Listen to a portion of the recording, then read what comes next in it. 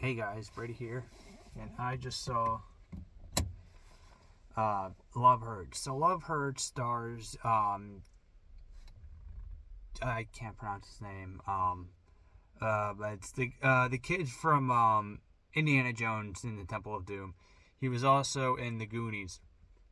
Speaking of the Goonies, this movie is also a Goonies reunion with him and Sean Astin. I wonder if that was on purpose. Probably was. Anyway, so the movie stars. Okay, I'm gonna just call him by his name. His name is Marvin Gable, and he's he's a real estate agent, and his brother's like this underground like crime boss, and what's it called? Marvin was supposed to kill this girl named Rose, played by is her name Ariana DeBose? I don't know. Can't pronounce these names, but he was supposed to kill her, and he didn't. He just kind of like left her in the middle of a desert and just drove off. And now his brother sent like these guys after him to try and kill both of them, and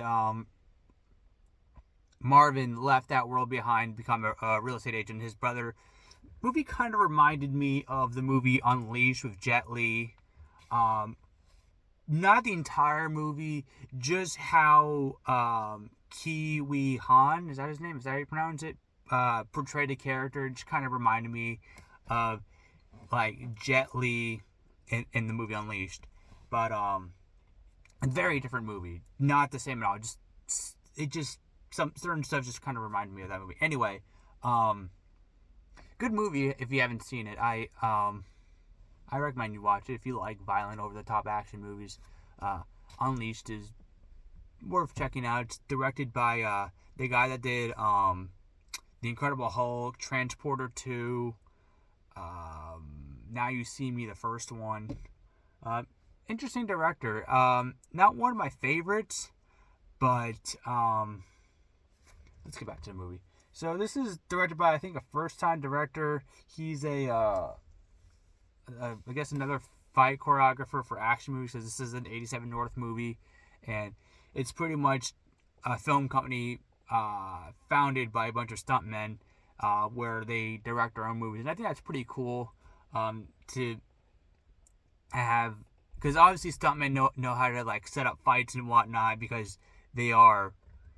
Anyway, I don't know where I was going with that, but yeah. So he's a real estate agent. He used to be like this badass like guy that can like kill people, kind of like John Wick.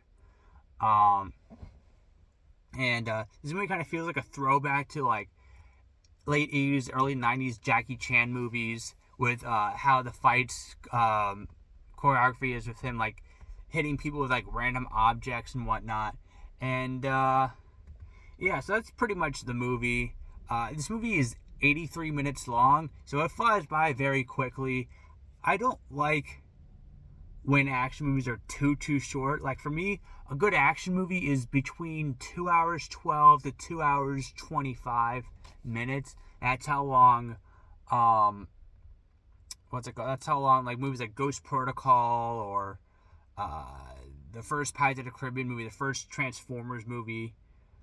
I just think like 2 hours 15, 2 hours 25, around that's the perfect amount of time to tell a great action movie. Now, that's not to say there aren't good action movies that are really, really short. But I don't know. For 87 North, one of their last movies, Nobody, was 92 minutes, and I felt like the setup to the movie just took way too long for how short it was.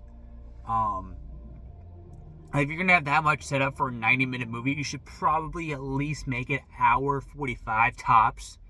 But that's neither here nor there. The setup for this movie, since it's 80 minutes long, it's very quick. And so you just get right into it, and there's like little to no bullshit in the movie.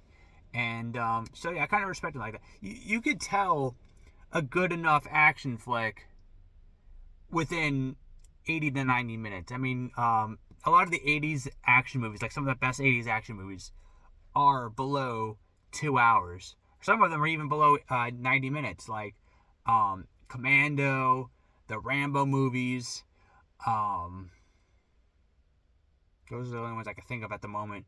But yeah, like Commando had like little to no bullshit in between. It's just like the movie starts and then the action just kind of like comes in like 10 minutes into the movie, instead of like where the action doesn't really kick in till about 45 minutes in.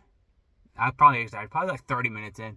But when you're 30 minutes into a 90-minute movie and you're finally getting interesting, that kind of sucks. Not that the action in Nobody was like, once the action hits, it's great, but I just didn't like how long it took to get to the action for how long the movie is. Like the ratio for that was just kind of was bad. Anyway, so I don't see how this has a 17% in Rotten Tomatoes. It's not terrible. It's not a terrible movie. I wish there was a chase scene though. I feel like every good action movie should have at least one chase scene. But no, it's just mostly like people beating the shit out of each other and shooting and all that, which is fine. That's what John Wick is. I love the John Wick movies. But even John Wick had some chase scenes.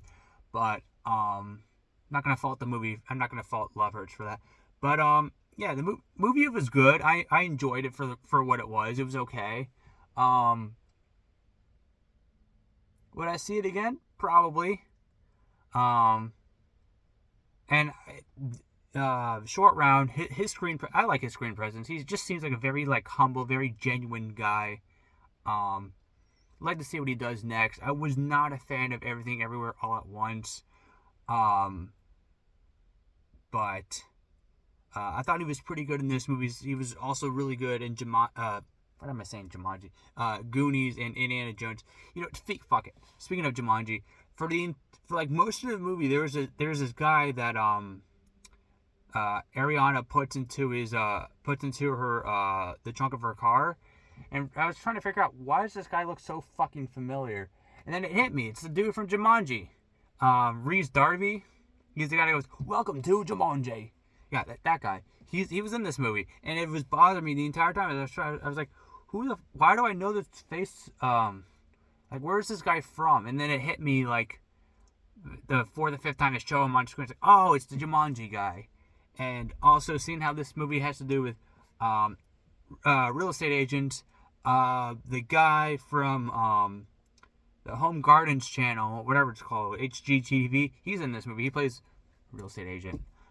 Drew Scott, is that his name? Yeah, he was in it. Like, he was another person. I was like, why does that guy look so fucking familiar? And then they finally show him on screen, because all you see is just like pictures of him on like his like real estate picture, and like they finally show him at the end of the movie, and he like comes in the middle of like a fight scene, and I was like, oh yeah, it's the Home Gardens guy. So yeah, I'm gonna give Love Hurts 3 stars out of 5. Yeah, that's it.